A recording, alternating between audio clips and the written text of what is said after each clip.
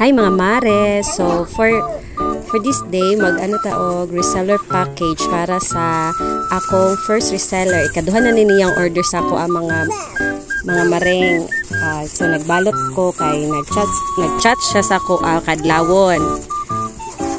So karon nag-confirm man siya na magpa-deliver na lang ni via Maxim. So ready na ko. Anya ni mata naman ni akong bebe. So for the go gihapon ta ani balag magbitbit ta og bata mga maring kay mao naman gyud niya tong roll.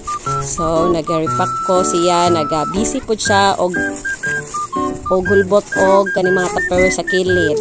So sige lang na siya kay anak mo gyud na siya. So sige maghinilak og ibutang.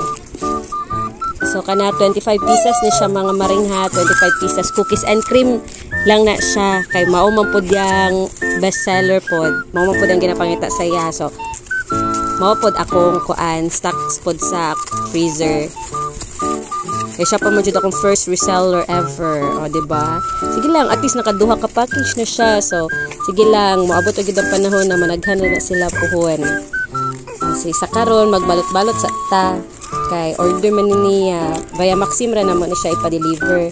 So naglisod na ang inahan pero for the go gihapon kay sayang mo pud ang 500 pesos ani. May na lang na ay panud-an unya.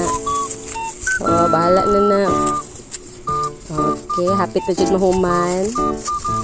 So ang ana na siya mga madi tapos balot din ako na siya og kanang kuan calendar. Kay para dili siya maghilis dayon nga gisalafin dayon ako. So mauna na siya mga mare. Sige, bye-bye. Thanks for watching.